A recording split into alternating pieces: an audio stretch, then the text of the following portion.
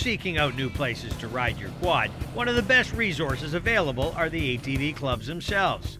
Clubs are located all over the place, and these guys and gals typically are the ones who have built and maintained the trails, so it only makes sense that they will have a great route for you to follow. Even better, club members typically have maps and are usually pretty proud of their own backyards and welcome others to come and play on their turf. With that in mind, our crew was invited to the Algonquin West ATV Club to come up and experience what type of riding they have to offer. As their name suggests, the club is located on the western boundary of Algonquin Park and has a great variety of trails to explore as the terrain embraces the rugged Canadian Shield and thick forest. First organized in February 2007, the club has GPSed over 200 kilometers of trails and signed the majority of routes to help navigate you through. The main purpose of the Algonquin West ATV Club is to give ATV enthusiasts a safe and organized place to ride and promote tourism in the area.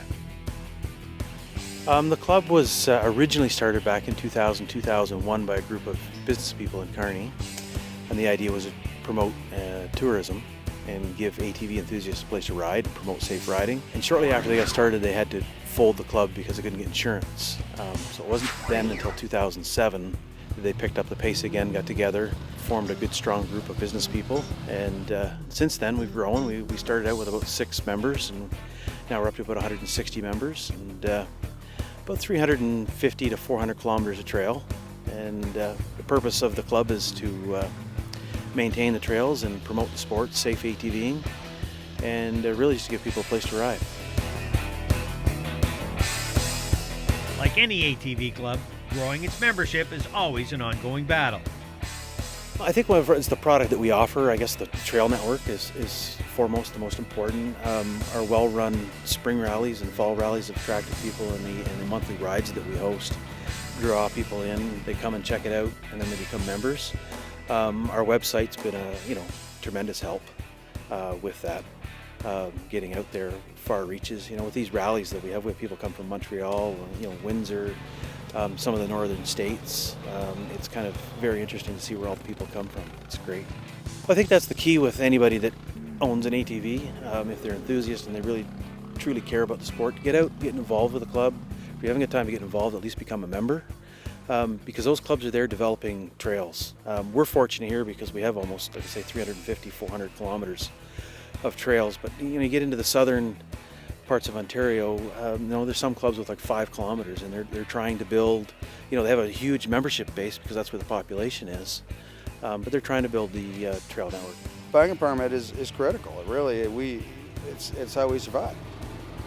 You wouldn't like it out there if there were no bridges over the impossible to cross spots, and all the other things, all the trees down. You wouldn't believe the trees we cleared in the spring.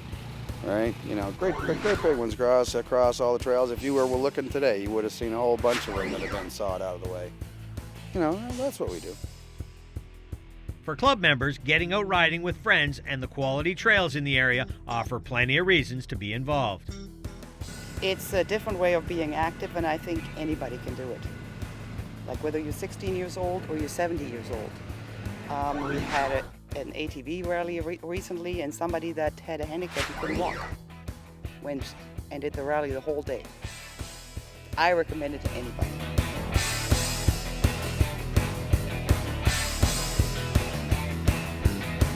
The club works closely with many resorts in the area to promote tourism and attract new riders into the area.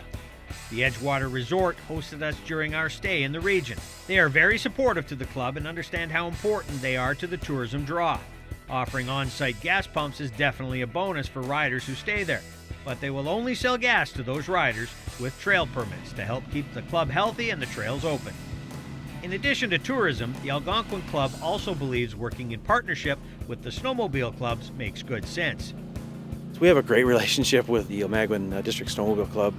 As a matter of fact, we're on the phone to one another probably once a month. What section trail are you guys thinking about doing, and how does that affect us? And not that our two groups have a lot of common trails together, but we do have some links that work together, and it's power in numbers. We have a huge volunteer base. When we have a workday weekend with the ATV club, we have upwards to 30-35 people come out, and you can get a lot of work done with that many hands. And so we've been able to use that with the Snowmobile Club and their resources as well and get a lot of work done.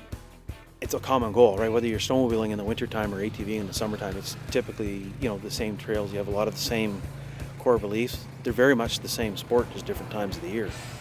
And you pool your resources and your money, it goes a lot further. Always looking for something new, the club has also joined forces with the Park to Park organization.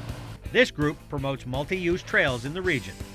Park to Park was originally created as an initiative between Parry Sound and Huntsville to create a multi-use trail network, basically between Parry Sound and Huntsville.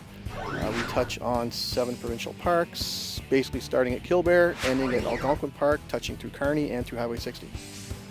We've been working with Brent for the last year or so, trying to put together an MOU, which is a Memorandum of Understanding, to allow reciprocal trail use, i.e. their club members can use our trail network and our season pass holders can use their trail network. Now instead of, if you're a member of Algonquin West playing around Kearney, now you'll be able to drive all the way over to almost to Parry Sound and vice versa. So it should be great for everybody because it'll allow some extra maintenance on a section of trail that's been in question for a number of years.